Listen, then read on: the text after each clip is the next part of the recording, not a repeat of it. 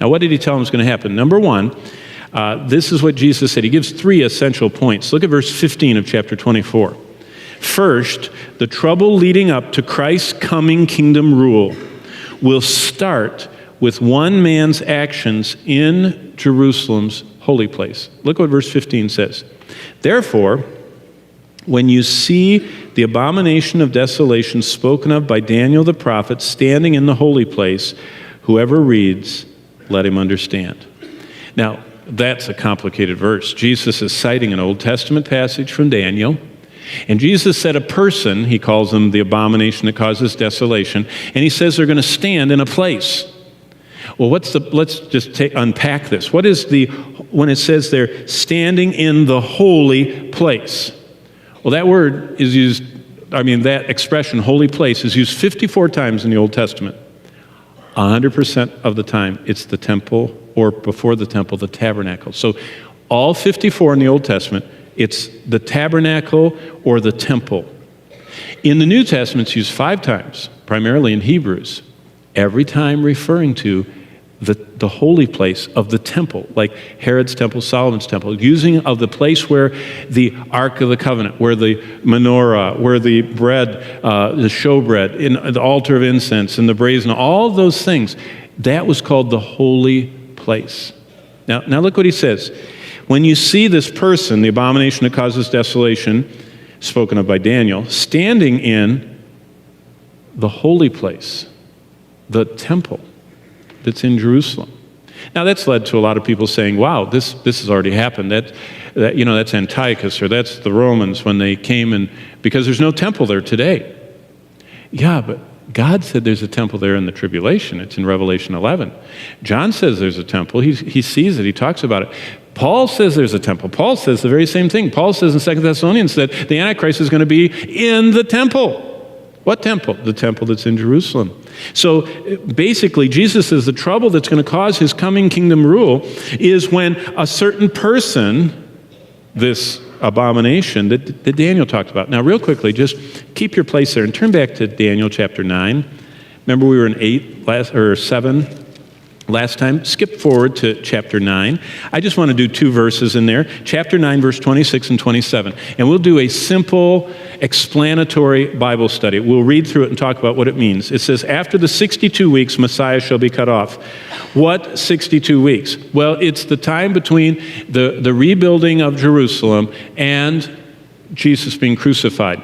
It actually starts back in verse 25, and it says that people are going to come back and they're going to rebuild Jerusalem. They're going to put up the wall. They're going to put the streets down. And after 7 weeks and 62 weeks, 7 is in chapter 9, verse 25. After those 69 weeks, Jesus is going to be crucified. How long is 69 weeks? Well, it's about 483 days, if the weeks are days. Between Nehemiah's time and Christ's crucifixion is not 483 days. So we know these aren't literal 7-day weeks. Now in chapter 10, in verse 2, whenever it has the number like 3 full weeks, those are literal 7-day weeks. But this word is actually heptad, it's actually sevens. So there's going to be 69 sevens. Well, if you multiply 69 times 7 years, you get 483 years, and it happens to be exactly how long it was from Nehemiah until the crucifixion. But what's interesting is, it ends with 1 week outstanding. Now watch in verse 26. After the 62 and 7 weeks, Messiah will be cut off. That's the crucifixion, but not for himself. That's the substitutionary atonement. But look now, here comes something beautiful. And the people of the prince who is to come shall destroy the city and the sanctuary. Who destroyed Jerusalem and the temple in AD 70? Daniel said somebody's coming. The Roman Empire. We all know that. Titus and the 9th Legion came and they camped on Mount Scopus and they leveled the place. So look what it says in verse 26. The people who destroyed the city and the sanctuary are going to have a prince who is to come. That's where, if you've ever heard in your mind of the revived Roman Empire, it doesn't come from Hal Lindsey or John Walvoord or John Darby. It comes from Jesus Christ and Daniel. And God says that the Roman Empire is going to resurface in the future. The same people that destroyed Jerusalem in AD 70 are coming back. Well, actually, they never left. They've just kind of been fragmented. And every piece of the old Roman Empire has had its day in the sun. Every part of the Roman Empire has ruled a vast amount of this earth, the last one being Britain, who ruled bigger empire than anybody's ever ruled. But those people, the revived Roman Empire, is going to have a leader. He's called the Prince in verse 26. Now look at him being talked about in verse 27. Then he, who is that? The Prince who is to come, the revived Roman Emperor, who the Bible calls the Antichrist. He, and look at this, shall confirm a covenant with many for 1 week. There's the other week. And how many? Is it 7 days? No. It's in context. It's 7 years. 1 week of years. 7 years. That's how we get the 7-year tribulation. Right from here. 1 week. It's 7 years.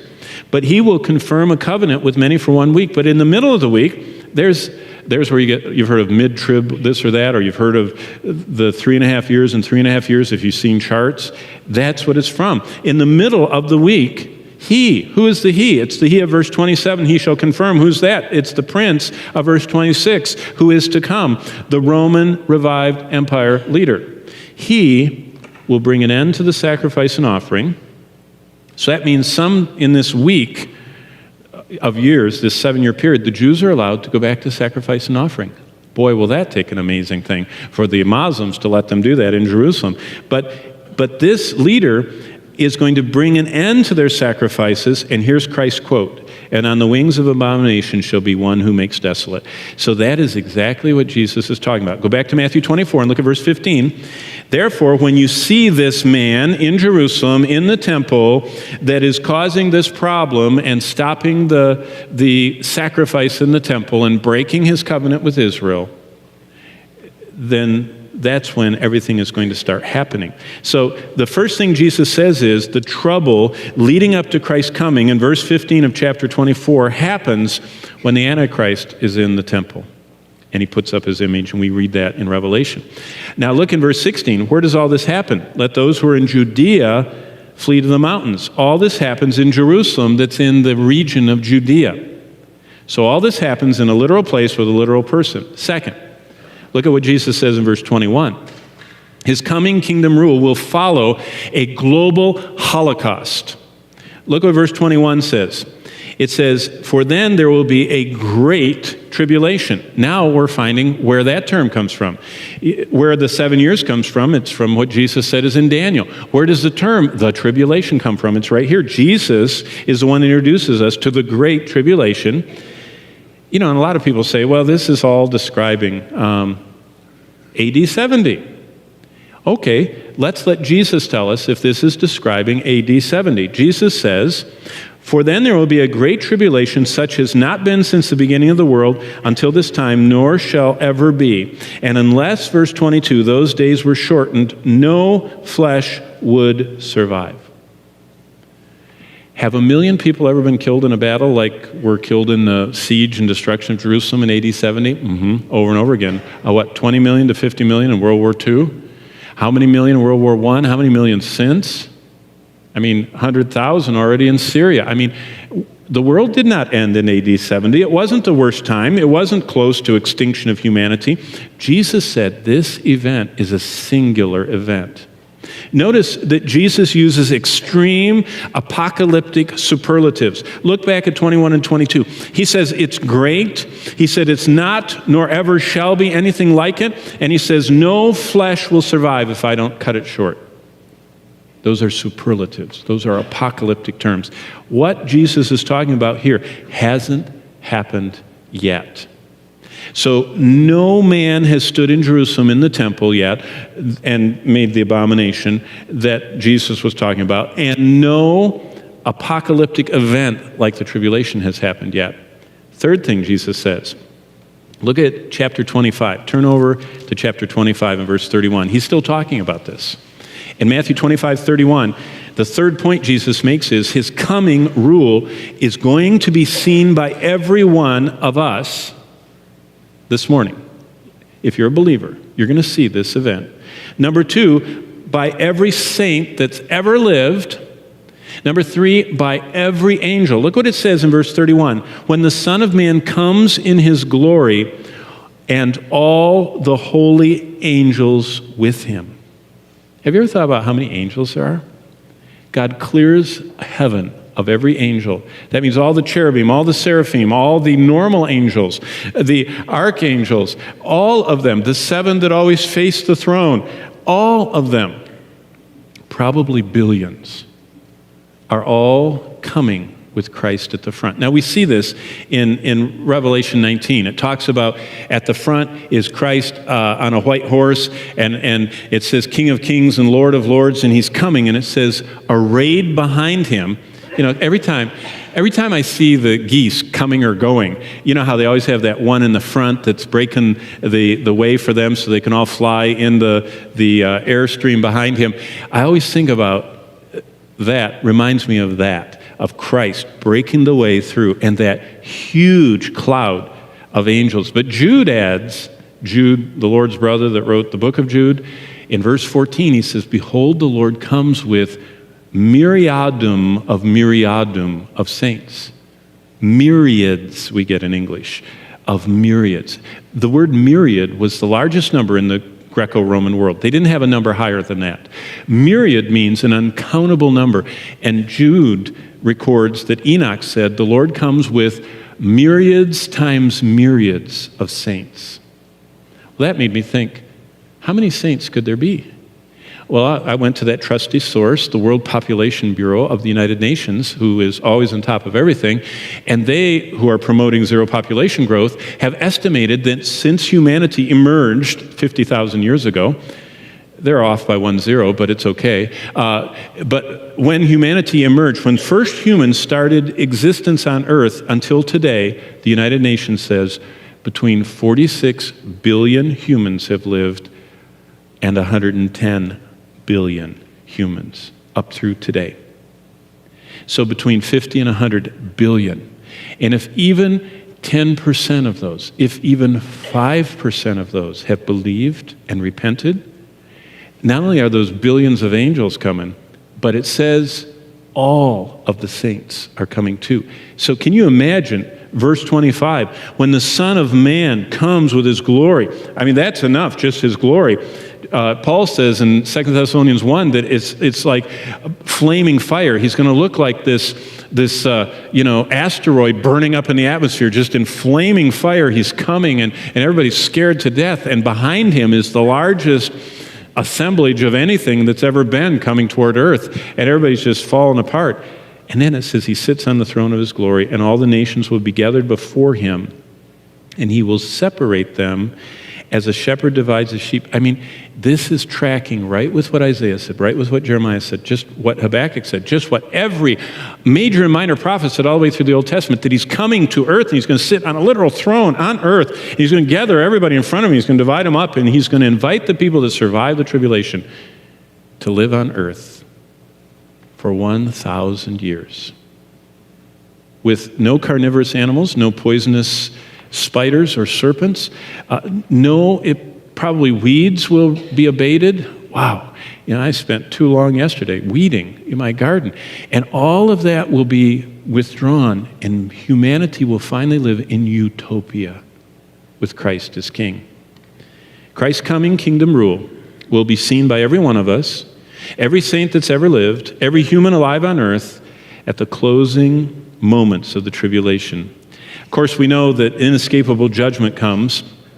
Jesus said in Matthew 4:17, repent, or when I come, you're going to face the fire. Jesus said in Matthew 7:21-23, not everyone who says with their mouth, Lord, Lord, but those who do my will, they go into the kingdom. And Jesus said in Matthew 13 that at that day, at the end of the age, the angels will come and separate and cast the wicked into the place of wailing and gnashing of teeth. But communion is where those two very diverse worlds combine. At communion, we primarily think of Jesus dying and being buried and risen and his blood cleansing us. But Jesus said, don't forget, at communion, I'm coming and my kingdom's coming, and you should long for that. And I think sometimes we just love what he did on the cross, and we don't realize the same one who died on the cross has to come back and right all wrongs. Did you read over the weekend? The Nigerians, I forget the name of the Muslim terrorist group in Nigeria, but they surrounded a little boarding school of a little mission thing, and they took their jerry cans of gas and they doused 5-gallon cans around the dormitories of the boys and girls, and then they sat outside and shot them as they, kind of like, starting an anthill on fire and then killing the ants. They were murdering those children. And we say, why doesn't God do something? He is. He's coming back. He knows who those terrorists are, and he knows every one of the kids in the building too. And they're all going to stand in front of him. See, we're just off on the timing. But God is going to bring his kingdom to earth. He is going to right all wrongs. And that's what the Lord told us. That communion reminds us Christ is coming. Christ is coming to set up his Father's kingdom. Christ is going to reign on earth. Christ is our King. And every time we celebrate communion, we're saying that we belong to him. And it's a promise that he's made, that he's going to return. Now, one more thing. Look at Matthew 6. This is the icing on the cake. Not only does communion connect Revelations, all of that prophesied future, all the stuff we've been slugging through, connecting it and saying that at communion we're supposed to remember that all that's going to happen and it's part of God's plan. But you know what it says in Matthew 6? This is the final connection. It says in Matthew 6, starting in verse 10, actually 9, in this manner, therefore, pray, our Father in heaven, hallowed be your name. Look at verse 10. Your kingdom come. Do you know what we're supposed to pray? Not just think about at communion once or twice a month. Do you know what we're supposed to pray every day? Do what you promised you're going to do in Revelation. Come like you said you're going to come. Right all wrongs. Come in flaming fire. Take vengeance on the sinners. Reward the righteous.